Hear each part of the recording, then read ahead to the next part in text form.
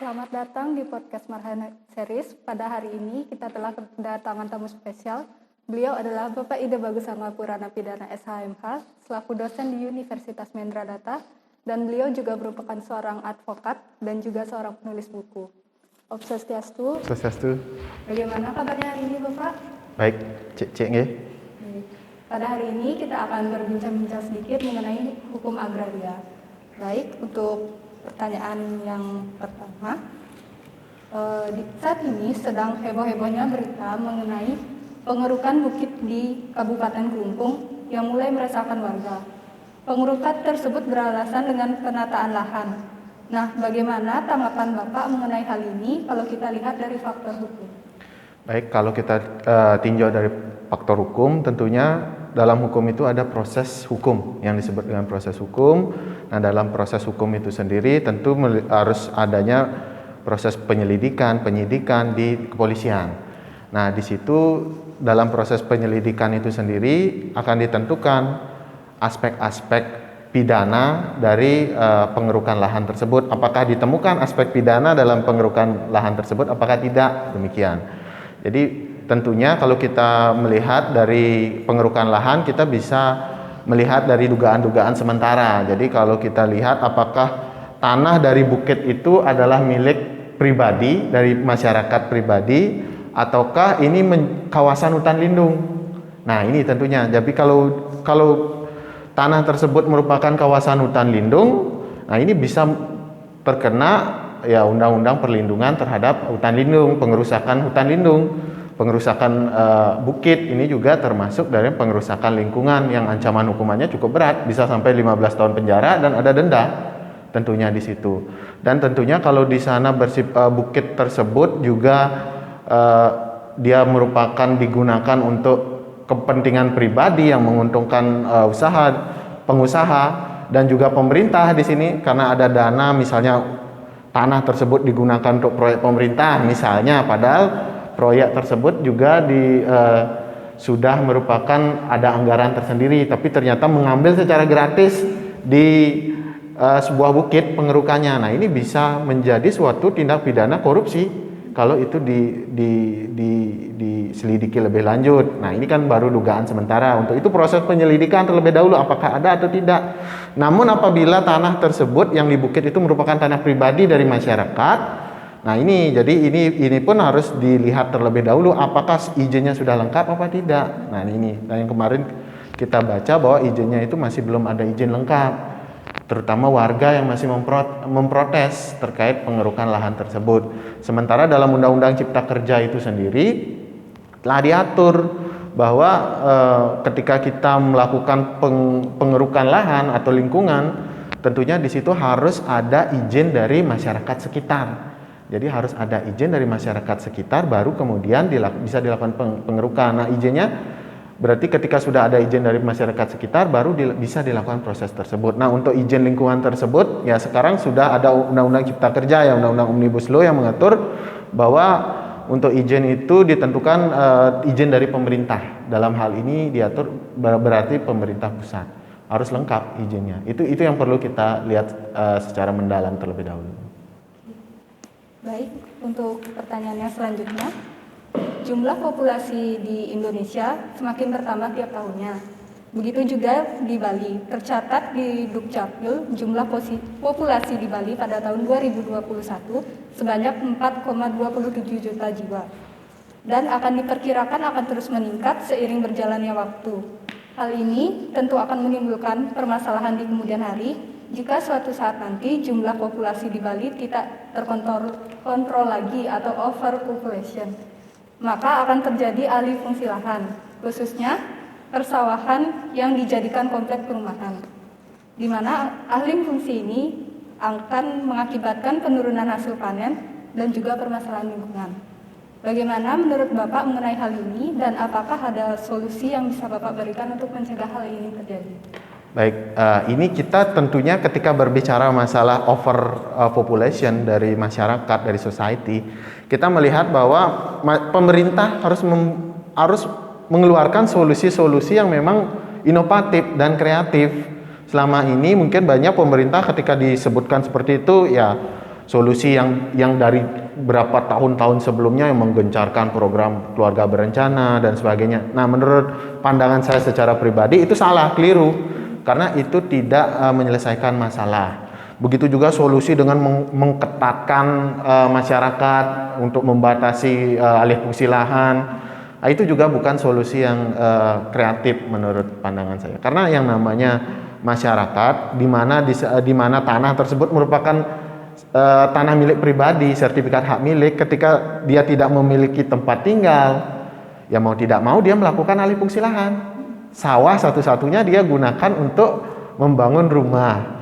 Atau sekarang tergerus oleh yang namanya kebutuhan, tanah sawah-sawah tersebut dijual.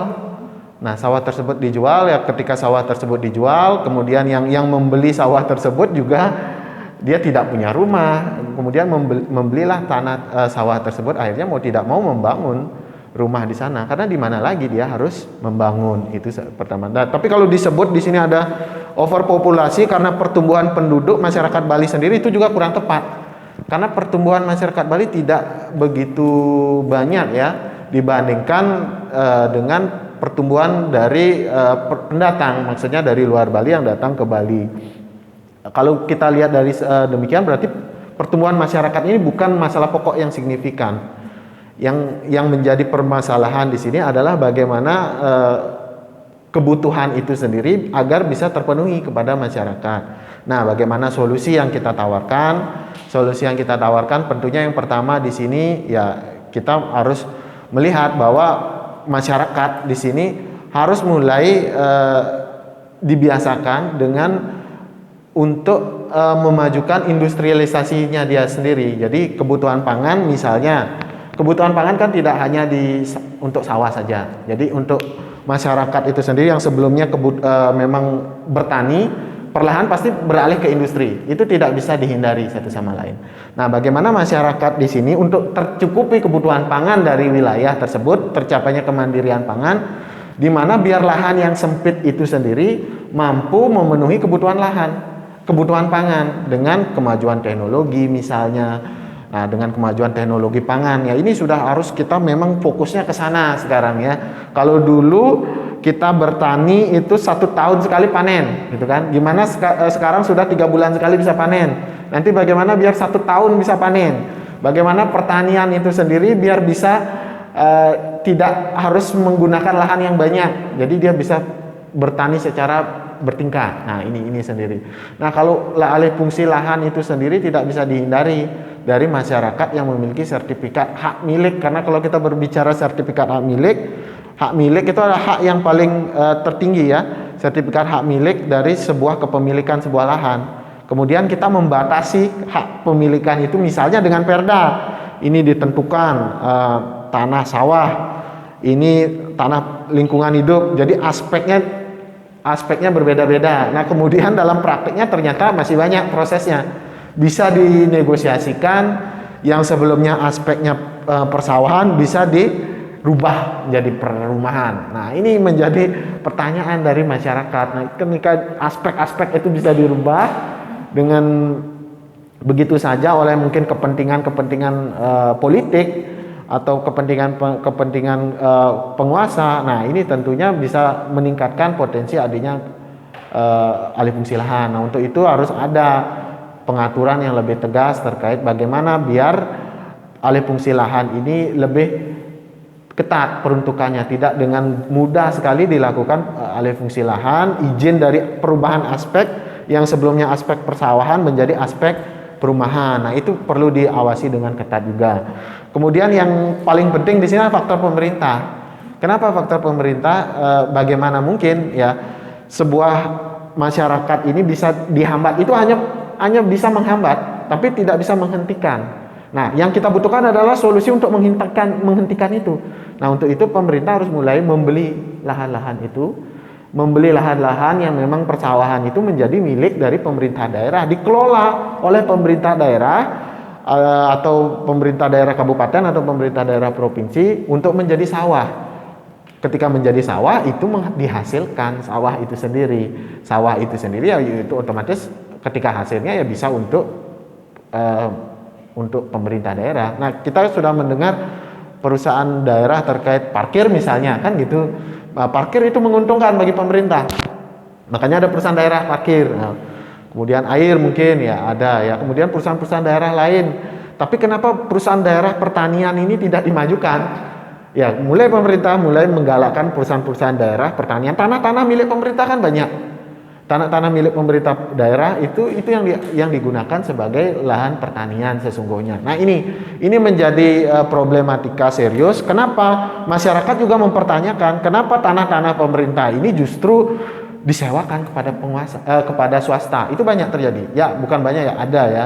Tanah-tanah provinsi mungkin itu jadi milik swasta misalnya untuk kebutuhan bisnis, yang lain kalau untuk kebutuhan sosial ya mungkin kita masih ngerti, masih bisa pahami kalau digunakan untuk panti asuhan atau sekolah itu masih masuk akal. Tapi digunakan untuk bisnis misalnya atau usaha. Nah, ini kita harus batasi itu agar tidak mudah itu dilakukan sewa menyewa antara pemerintah daerah memberikan sewa kepada swasta. Nah, itu pemerintah saja tidak mengelola tanahnya, masa masyarakat kita paksa untuk bertani? Nah, untuk bertani, masyarakat saja dipaksa untuk bertani, mengelola pertanian, dilarang untuk membangun, dilarang untuk berusaha industri. Sementara itu tidak mulai pemerintah untuk menggalakkan perusahaan-perusahaan daerah yang memang bergerak di sektor pertanian. Kan macam-macam pertanian itu. Bukan hanya pertanian, baik pertanian maupun perkebunan, macam-macam perkebunan. Nah, kalau di Bali itu sendiri, karena di Bali sektor pariwisata, solusinya mengembangkan agritourism. Nah, ini sebenarnya bagus, agritourism, di mana agritourism mungkin kita lihat mungkin di Kintamani itu sudah ada daerah-daerah dingin. Tapi bagaimana kalau city agritourism itu masih belum ada di sini. Kita orang-orang Denpasar itu kan bingung ya kemana mau refreshing. Sekali-sekali ada refreshing tempat di mana ada kebun-kebun bunga. Nah, ini jadi kita berturism ke sana, ada kebun-kebun salak sambil memetik pohon gitu kan, kebun-kebun apel kita sambil turism. Nah, itu kan penghasilannya besar karena ada turism, atau dimanfaatkan sambil dia turism sambil ada kebun binatangnya, kan demikian. Itu sangat menarik sekali sehingga pariwisata Bali bisa berkembang. Kemudian alih fungsi lahan juga bisa dihentikan dan mendatangkan penghasilan kepada pemerintah yang memiliki itu, dan swasta juga kita yang bergerak di sektor pertanian juga kita dorong, agritourism kita dorong. Agritourism khusus yang di Bali kita dorong juga. Nah, itu kiranya yang bisa menghentikan atau menghambat adanya alih fungsi lahan. Kemudian yang kedua, kalau kita berbicara masalah kebutuhan, tentunya kita tidak bisa dipungkiri bahwa kita ada simbiosis mutualisme, saling membutuhkan antara satu daerah dan satu daerah lain. Untuk itulah ada perdagangan. Jadi tidak salah kalau mungkin Bali ini kita fokuskan ke pariwisata atau kita industri tertentu, kemudian kita mendatangkan beras, mungkin kebun dari Jawa atau dari Sumatera atau dari Kalimantan yang memang lahannya memang lebih besar, mungkin cocok mungkin untuk pertanian. Sementara Bali yang memang mungkin ya wisatawannya mungkin nanti sudah bertambah ya, sudah berkembang pesat sehingga harus ada industri yang berkembang, sehingga untuk pertanian ini makin lama makin sedikit lahannya, tapi industrinya harus maju berkembang. Nah, itu kiranya yang bisa kita pikirkan. Bukan berarti dengan adanya Bali berkembang pariwisata kemudian jadi terlena masalah pertanian, atau kita memaklumkan adanya kita mendatangkan pangan dari luar daerah atau luar negeri, termasuk Indonesia juga yang masih mendatangkan pangan dari luar negeri. Itu kalau dalam perdagangan itu sulit untuk dihindari. Kenapa sulit untuk dihindari? Karena ketika ada di luar daerah yang harganya lebih murah, pengusaha akan mencari ke sana untuk dijual ke Bali. Itu tidak bisa dihindari. Kalau di Kalimantan murah mungkin ya, atau di Jawa lebih murah harganya, udah pasti beli di Jawa dibanding beli di petani di Bali ini sendiri. Ya karena kenapa murah di sana? Mungkin tenaga kerja murah di sana, kemudian lahannya lebih luas. Itu suatu hal yang tidak bisa dihindari, sehingga kita sulit untuk untuk mencegahnya. Yang kita lakukan ya itu saja, kita memaksimalkan apa yang kita miliki, yang tadi saya sebutkan agritourism, agritourism, dan juga mengembangkan aspek-aspek yang sentral bagi Bali. Apa yang belum ada di luar, itu yang kita punya sehingga kita bisa berbagi yang lain. Dan yang terakhir masalah industri, bukan hanya menjadi wilayah yang memang hanya mengandalkan pertanian biasa, tapi pertanian yang sudah diolah industri. Singapura misalnya, wilayahnya kecil, otomatis mendatangkan berbagai kebutuhan dari luar daerah juga, tapi wilayahnya bisa kaya. Jadi meskipun didatangkan pangan dari luar daerah, belum tentu yang namanya daerah itu tidak bisa makmur atau sejahtera. Kuncinya adalah memaksimalkan, sekali lagi memaksimalkan potensi yang dimiliki oleh masing-masing daerah, khususnya di Bali itu sendiri. Mungkin itu yang bisa kita berikan. Atau mungkin kalau ada solusi-solusi yang lain, nanti kita bisa buat kajian yang lebih mendetil, karena kan kita hanya di sini mungkin bincang-bincang santai ya. Baik, untuk yang selanjutnya, seperti yang kita ketahui, Bapak Presiden Joko Widodo sudah berkunjung dan bertemu dengan pendiri SpaceX, yaitu Elon Musk. Presiden Joko Widodo juga membahas tentang kerja sama bersama Elon Musk. Menurut Elon Musk sendiri, Indonesia mempunyai banyak potensi di masa depan. Nah, menurut Bapak sendiri, jika kerjasama ini benar-benar terjadi, kira-kira bentuk kerjasama yang akan terjadi dalam bentuk apa dan di bidang apa? Baik, jadi kalau kita bercermin bahwa dari Elon Musk ini merupakan salah satu tokoh yang salah satu yang terkaya ya, yang terkaya di dunia ini kan. Nah, ini kekayaannya ini luar biasa, dalam beberapa tahun terakhir bisa menyalip orang-orang kaya lain di dunia ini. Dan hebatnya bukan hanya sebatas orang kaya, tapi juga influencer di dunia perdagangan, di dunia bisnis pada khususnya ya. Sehingga apa yang dia lakukan, Elon Musk lakukan, ini berpengaruh besar bagi sektor bisnis industri di berbagai bidang ya. Sehingga dengan adanya kerjasama tentu menjadi peluang yang sangat menguntungkan bagi kedua belah pihak.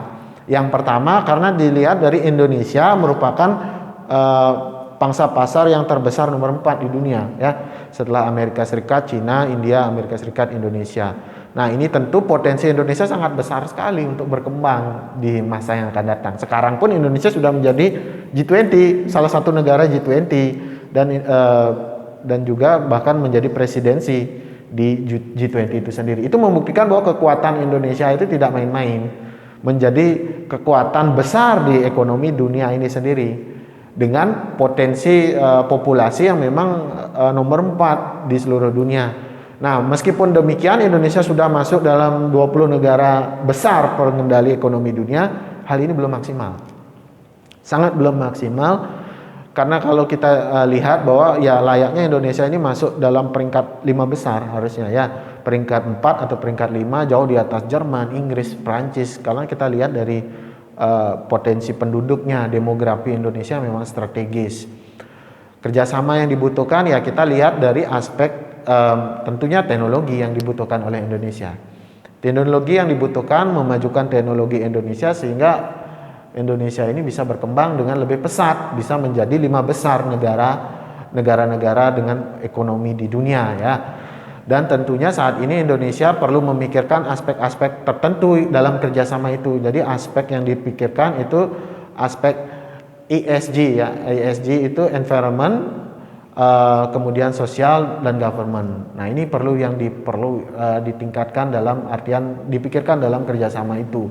Pertama masalah environment, jadi nyambung mumpung topiknya lingkungan. Jadi bagaimana Indonesia dengan Elon Musk ini bisa memberikan kontribusi pada khususnya dalam kerjasama tersebut terkait penggunaan teknologi-teknologi yang ramah lingkungan, teknologi-teknologi yang bisa berkelanjutan sehingga tidak merusak lingkungan. Kalau merusak lingkungan, dampaknya ini bukan hanya merusak kesehatan, tapi juga ekonomi, dampak luasnya. Kalau ketika lingkungan sudah rusak, otomatis lingkungan berbisnis juga menjadi tidak bagus. Nah, ini juga sangat menghambat. Dan ketika memang environment ini dipikirkan, tentu banyak hal sektor-sektor lain yang harus dipikirkan. Misalnya, contohnya adalah terkait bagaimana penggunaan energi yang ramah lingkungan, kemudian bagaimana agar mencegah terjadinya yang tadi sudah disebutkan adanya alih fungsi hutan menjadi pemukiman. Nah ini tentu kenapa bisa hutan menjadi pemukiman? Nah ini menjadi pertanyaan. Bukit yang tadi itu dikeruk juga ya.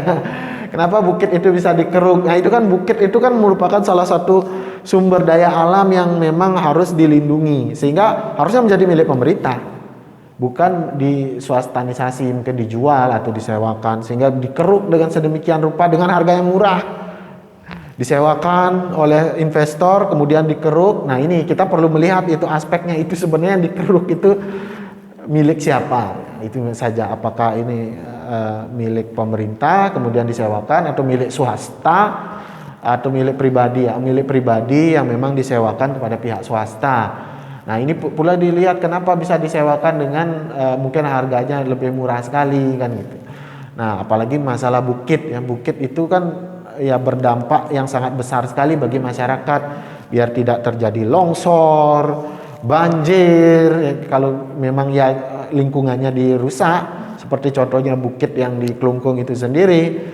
Kalau nanti terjadi longsor yang karena terkena dampak juga masyarakat Karangasem, masyarakat Klungkung yang ada di sekitarnya. Untuk itu perlu izin dari masyarakat sekitar yang langsung terkena dampaknya dari lingkungan itu sendiri. Nah kerjasama dengan Elon Musk ya, bagaimana teknologi yang ramah lingkungan ini bisa diaplikasikan di Indonesia. Walaupun tentunya Indonesia sudah memiliki teknologi. Bagaimana biar lebih maksimal?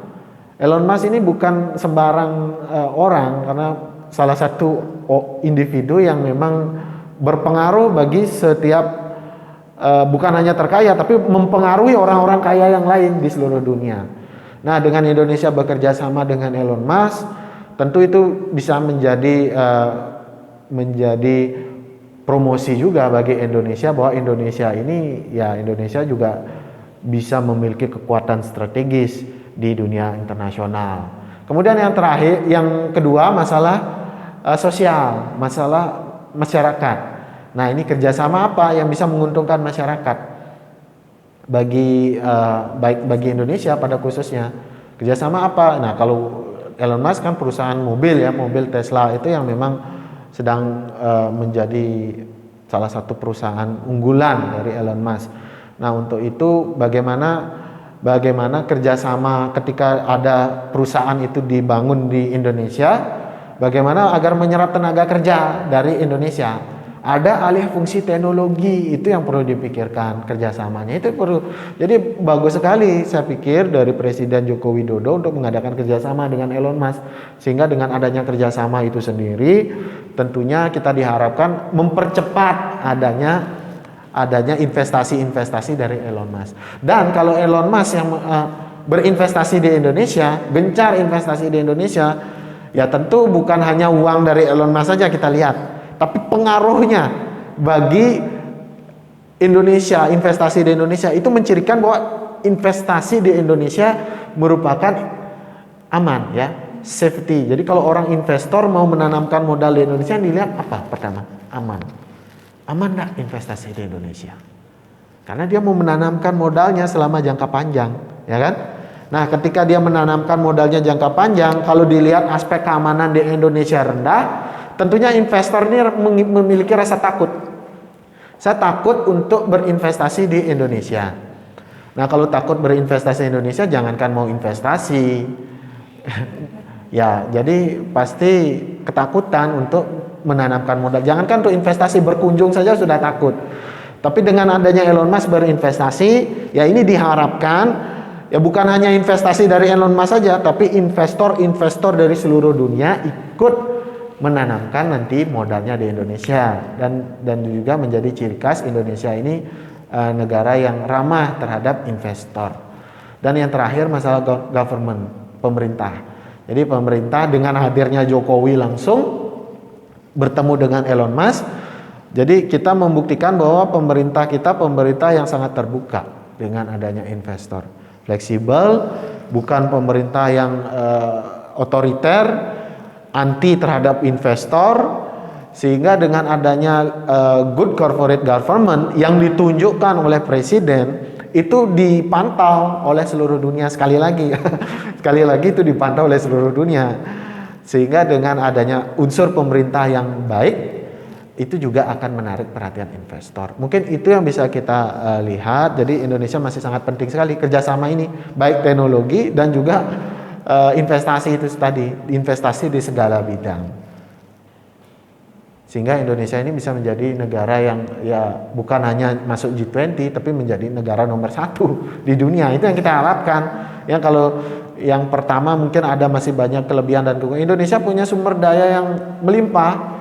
Itu ya tidak aneh kalau Indonesia menjadi nomor 1. Jadi berhenti kalau kita berpikir Indonesia negara miskin terbelakang. Tidak. Indonesia harus jadi nomor 1 selalu di dunia internasional ya. Di dunia internasional kita tidak kalah, potensi kita, aspek lingkungan nomor 1, aspek manusia juga nomor 4 ya salah satunya ya. Dan lingkungan juga strategis, diapit oleh 2 benua dan 2 samudra. Sangat strategis sekali menghubungkan benua dan samudra. Itu saya pikir yang bisa sangat-sangat menarik sekali untuk dibahas lebih lanjut mungkin nantinya. Jadi tentu perlu kajian lagi yang lebih rinci. Itu. Baik, untuk pertanyaan selanjutnya, seperti yang kita ketahui, PT Freeport sudah resmi menjadi milik negara Indonesia sejak 3 tahun lalu. Menurut Bapak sendiri, bagaimanakah cara mengolah hasil dari PT Freeport dengan tujuan untuk memakmurkan rakyat Indonesia? Baik, yang pertama di sini kita lihat bahwa ketika Freeport menjadi milik Indonesia, mungkin berapa persen saham telah beralih menjadi milik Indonesia.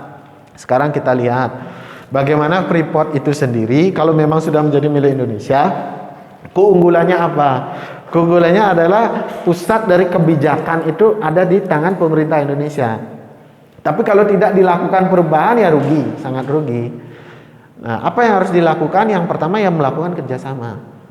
Pemerintah melakukan kerjasama dengan pemerintah daerah khususnya di Papua.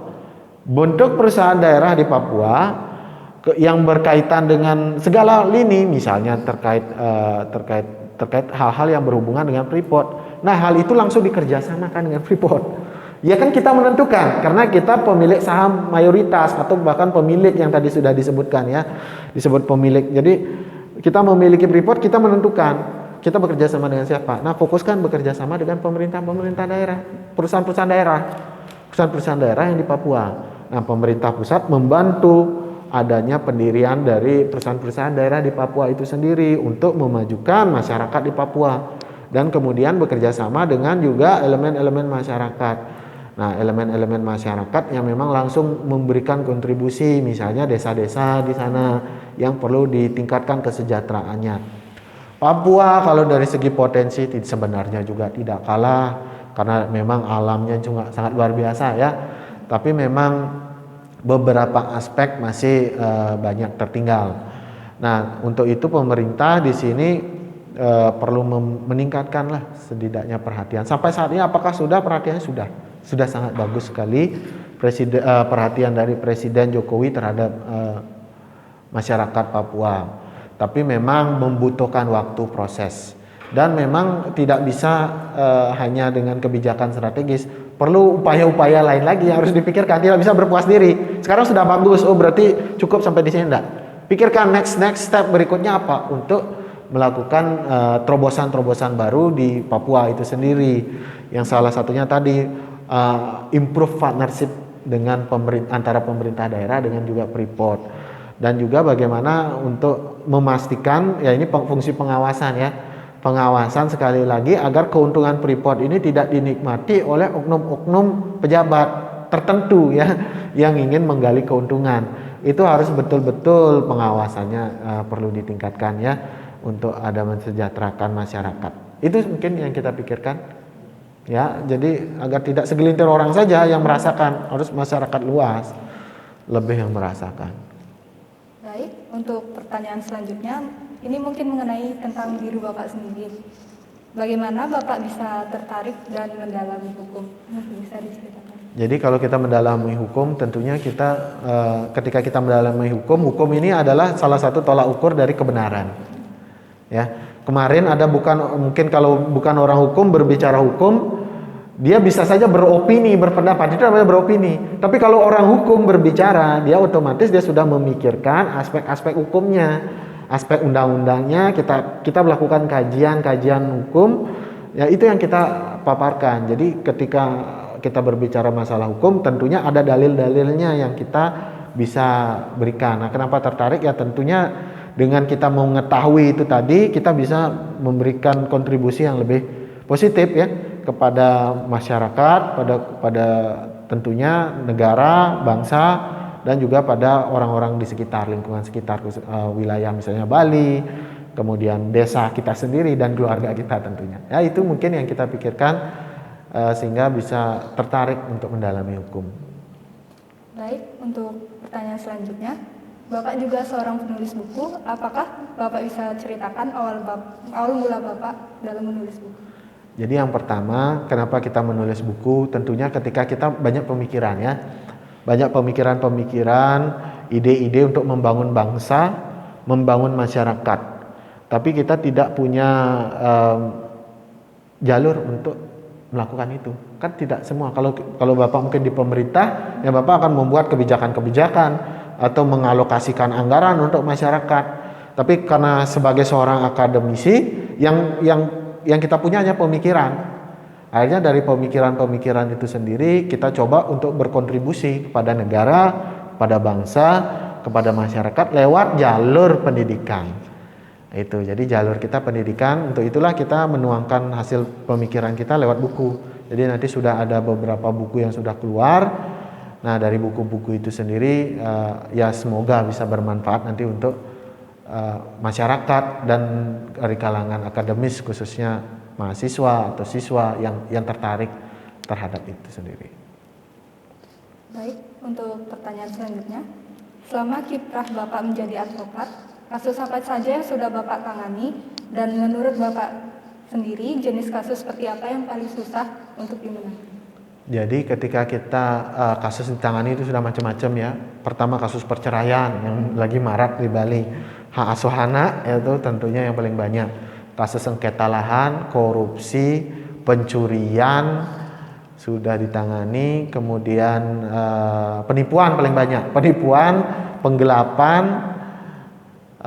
kemudian ada penganiayaan juga ada. Kemudian kasus terkait media massa, pers. Terkait agraria itu sendiri sudah ada, lingkungan, terkait lingkungan, itu saja kurang lebih ya. Jadi kalau pembunuhan belum ya, belum sampai pembunuhan, pemerkosaan juga belum pernah ya, penganiayaan sudah. Jadi sekarang terkait tata usaha negara juga sudah, industrial juga sudah pernah ya. Jadi terkait tenaga kerja yang mendapat ketidakadilan itu juga pernah. Banyak kasus-kasus mediasi juga, perjanjian-perjanjian misalnya antara satu perusahaan dan perusahaan lain.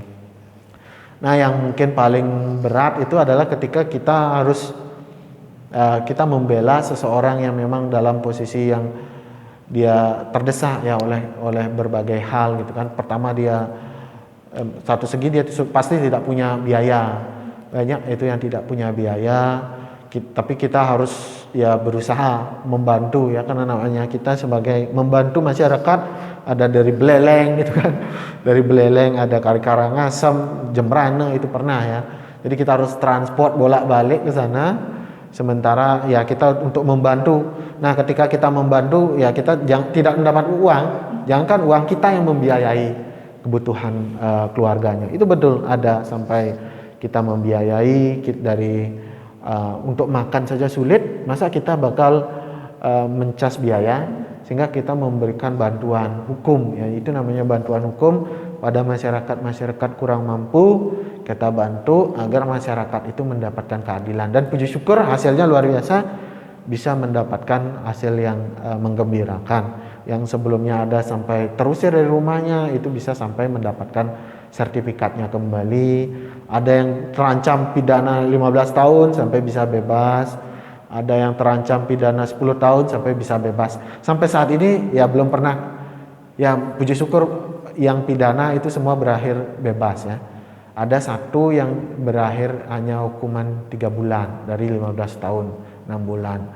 Ya itu jadi kalau dari Tiang sendiri mungkin ini mukjizat ya, dari diri sendiri mungkin tidak merasa berpikir kenapa bisa sampai seperti demikian, tapi ternyata memang ya mungkin kita tidak bisa disebut kebetulan, tapi keajaiban sampai saat ini terus mendapatkan hasil yang luar biasa ketika di persidangan itu sendiri. Baik, dengan begini berakhir sudah bincang-bincang kita dengan Bapak Ida Bagus Anggapurana Pidana SHMK. Terima kasih atas waktunya Bapak. Terima kasih juga kepada para penonton yang sudah menonton sampai akhir. Jika ada kesalahan kata atau perbuatan, mohon untuk dimaafkan. Saya akhiri dengan Parama Santi. Om Santi, Santi, Santi. Om. Sampai jumpa di podcast Smart Hand Series selanjutnya.